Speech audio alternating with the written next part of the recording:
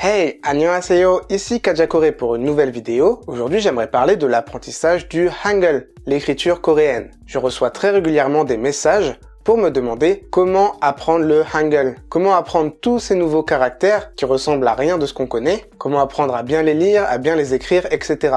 Et jusqu'à maintenant, j'avais pas de bonne réponse à apporter. Mais ça, c'était avant.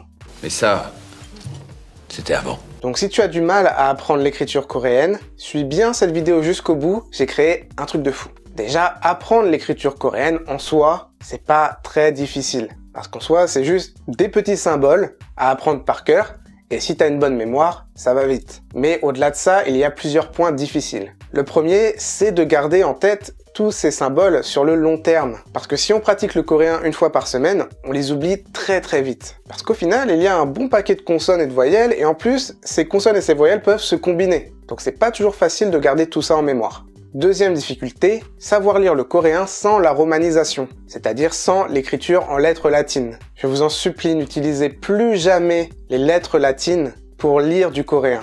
Et dans vos cahiers de coréen, n'écrivez jamais les mots ou les phrases avec la prononciation en lettres. Pourquoi? Premièrement, parce qu'elle est fausse, elle est vraiment fausse. Surtout au niveau des consonnes, il n'y a aucune consonne en coréen qui se prononce exactement pareil et de la même manière qu'en français. Et deuxièmement, parce que vous retardez énormément vos capacités à lire le coréen. Déjà, lire le coréen comme un natif, ça prend des années. Vous-même réfléchissez quand vous étiez à l'école primaire et que vous appreniez à lire. Bon vous n'avez pas su lire le français ultra rapidement en 3 mois. Donc là en plus avec un tout nouveau système d'écriture à apprendre, ça prend très longtemps. Donc si dès le début de votre apprentissage, vous lisez des lettres plutôt que des caractères coréens, vous perdez du temps à exercer votre lecture. Et du coup même après plusieurs mois de coréen, vous serez toujours en train de galérer syllabe par syllabe à essayer de décoder tout ça. Donc romanisation, c'est non. C'est non.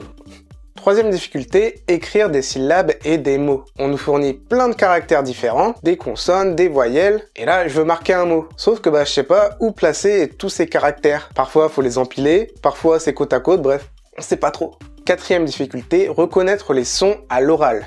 Je prends le très classique exemple des consonnes simples, consonnes expirées, consonnes doubles, mais ta, et ta sont 3 sons différents en coréen. Ça fait des mots différents qui n'ont rien à voir entre eux. Et ça, c'est pas facile. Pour un francophone qui n'a pas l'habitude de ce genre de sonorité, ça prend beaucoup de temps. Et si vous n'avez pas vraiment entendu de différence entre les 3 sons que j'ai fait juste avant, c'est normal, c'est quelque chose qu'il faut exercer pendant un certain temps. Cinquième difficulté, lire et écrire le coréen manuscrit, écrit à la main.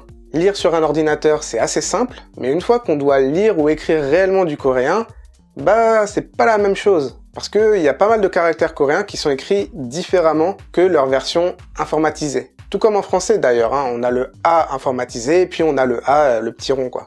Sixième difficulté du Hangul, ça en fait, tout ce qui est mécanique de la langue coréenne. Aussi bien la mécanique physique au niveau de la bouche, il se passe plein de choses qu'on n'a pas en français, et également les mécanismes linguistiques. Il y a plein d'exceptions de prononciation en coréen. Un exemple tout bête, le membre le plus jeune d'un groupe de K-pop par exemple. Le fameux maknae qu'on entend partout. En fait, ça se dit maknae. Maknae. Même si ça s'écrit comme mak et ne. Autre exemple, le verbe manger, qu'on lit souvent écrit mokda. En fait, ça se prononce mokta.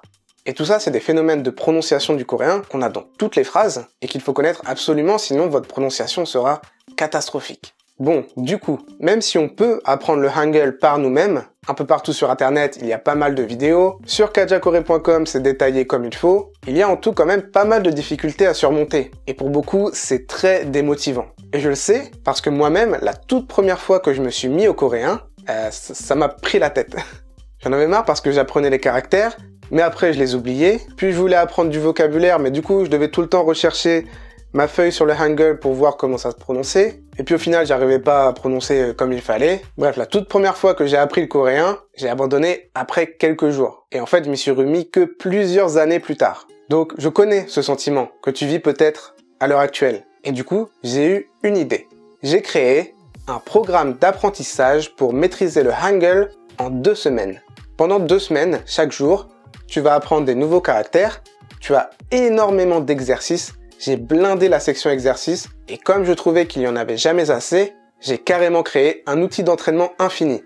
Voilà, tu vas dessus Et si tu veux t'entraîner pendant 2 heures, c'est ok, tu auras toujours des nouveaux mots. Donc des exercices à foison, plein d'audio réalisés en 2 fois par un coréen natif et une coréenne native. Comme ça, tu as 2 voix coréennes différentes. Du vocabulaire, pas mal de mots pour travailler le hangul avant tout.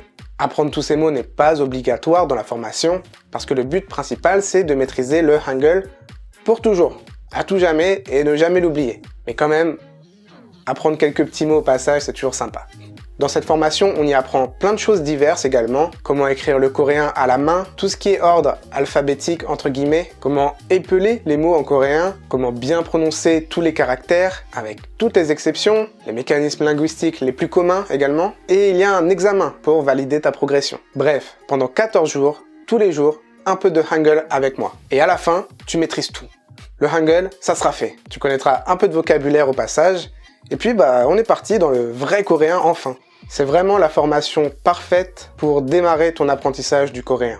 Au tout début, pour désamorcer ce passage un peu compliqué qui est de devoir apprendre des nouveaux caractères, une nouvelle logique. J'ai fait tout mon possible pour rendre ça ultra simple, ultra fluide. Ça prend pas énormément de temps au quotidien, mais c'est bien d'être régulier parce que c'est vraiment un programme à effectuer chaque jour. Jour 1, jour 2, jusqu'au jour 14. Si ça t'intéresse, le lien est dans la description. Tu peux aussi retrouver cette formation directement sur le site kajakoré.com. Et puis j'espère que ça te plaira. N'hésitez pas à me contacter juste après avoir fini le programme. J'ai vraiment hâte de voir vos progrès. Et que vous me disiez que à l'époque c'était super galère d'apprendre le hangul et que maintenant, paf, comme par magie, vous maîtrisez tout. Bref, voilà pour cette vidéo.